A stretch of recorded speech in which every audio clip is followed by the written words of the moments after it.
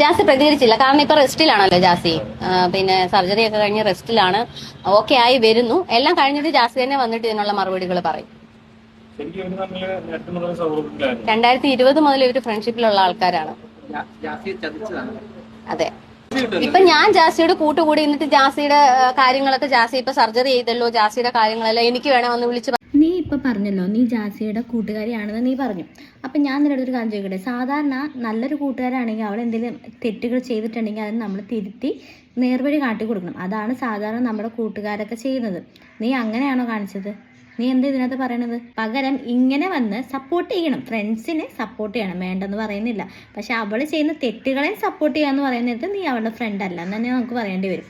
അല്ലാതെ തുണി ഊരി കാണിച്ചു, തുണി പൊക്കി കാണിച്ചു, വൈറലാകാൻ വേണ്ടി എന്തൊക്കെയാ പറഞ്ഞു. ആ ഒരു ഫ്രണ്ട്ഷിപ്പിന്റെ പുറത്ത് ഒന്ന് കാണിച്ചതാണ് പുള്ളി. നമ്മുടെ സമൂഹം പച്ചയ്ക്ക് മനുഷ്യരെ തിന്നുന്ന സമൂഹമാണ്. ആരും ഒന്നും അംഗീകരിക്കില്ല. ഈ തുണി പൊക്കി കാണിച്ചു എന്ന് പറയുന്ന വ്യക്തി 2020 മുതൽ ജാസിയുടെ ഫ്രണ്ടാണ്.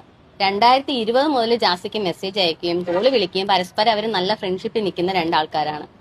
ഇപ്പൊ എന്നെ പോലെ തന്നെ.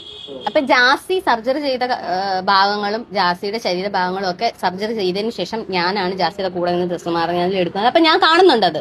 അപ്പൊ എന്നെ എന്നെ കാണിച്ചു തരുന്നില്ല. ഞാനാണ് ജാസിയുടെ കൂടെ നിന്ന് ജാസിയുടെ കാര്യങ്ങൾ കെയർ ചെയ്യുന്നത്. അപ്പോൾ എന്നെ എത്രമാത്രം ജാസി വിശ്വസിക്കുന്നു, അതുപോലെയാണ് എന്നെക്കാൾ മുന്നേ പരിചയപ്പെട്ടാണ് ഈ പറയുന്ന വ്യക്തി. 2020 മുതൽ ഫ്രണ്ട്ഷിപ്പ് ഉണ്ട്. ആ ഒരു ഫ്രണ്ട്ഷിപ്പിന്റെ പുറത്ത് ഒന്ന് കാണിച്ചതാണ് പുള്ളി.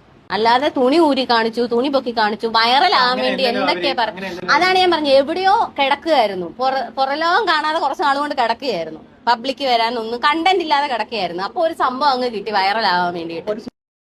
ഏത് ഫ്രണ്ടാണ് ഈ പ്രൈവറ്റ് പാർട്സ് ഒക്കെ ഇങ്ങനെ കാണിച്ചു കൊടുക്കുന്ന ഫ്രണ്ട് ഏതാ? അത് ഏത് ഫ്രണ്ടാണെന്ന് പറയാമോ?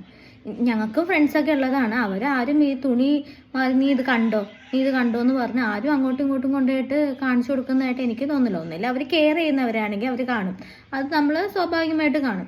അതല്ലാതെ ഒരു ഫ്രണ്ട്സ് വന്നതെന്ന് പറഞ്ഞിട്ട് ആ ഫ്രണ്ട്സിനെ അങ്ങ് തുറന്നു വളർത്തിയിട്ട് കാണിക്കുക, അതൊന്നുമില്ല. ഇത് അങ്ങനെയും കൂടി അല്ല ഈ ഹെൽനോസ് പാട്ട എന്ന് പറഞ്ഞ പെൺകുട്ടിയെ ഇവൻ അങ്ങനെയും കൂടി അല്ല കാണിച്ചു കൊടുത്തേക്കണത്. വീഡിയോ കോൾ ചെയ്തിട്ട് ഇതൊന്നും പറയാതെ ഒരു സംഭവം ഇല്ലാതെ നേരെ അങ്ങ് തുറന്ന് വളർത്തി കാണിക്കുക ചെയ്തേക്കണത്. അതിന് നീ ഇങ്ങനെ സപ്പോർട്ട് ചെയ്തത്? നീയാണോ ഫ്രണ്ട് എന്നൊക്കെ പറയണത്? നീയാണ് സത്യം പറഞ്ഞാൽ വെറുതെ റീച്ച് കിട്ടാൻ വേണ്ടിയിട്ട് നീ ഇങ്ങനെ കൊണ്ടേ മുഖം കൊടുക്കണത്. അതുപോലെ തന്നെ നീ വീണ്ടും പറയുന്നുണ്ടല്ലോ ഈ ഹെൽനോസ് പാട്ടയ്ക്ക് റീച്ച് കിട്ടാൻ വേണ്ടി വൈറലാവാൻ വേണ്ടി. എൻ്റെ അറിവിൽ ഈ പെൺകുട്ടി ഒരു 6-7 വർഷമായിട്ട് ഈ ഫീൽഡിൽ തന്നെയുള്ള പെൺകൊച്ചാണ്. ഈ പെൺകൊച്ചിന് എനിക്കൊന്ന് 1 മില്യൺ അടുത്ത് ഫോളോവേഴ്സും ഉണ്ടെന്ന് തോന്നുന്നു. ഉണ്ട് 1 മില്യൺ അടുത്ത് ഫോളോവേഴ്സും ഉണ്ട്.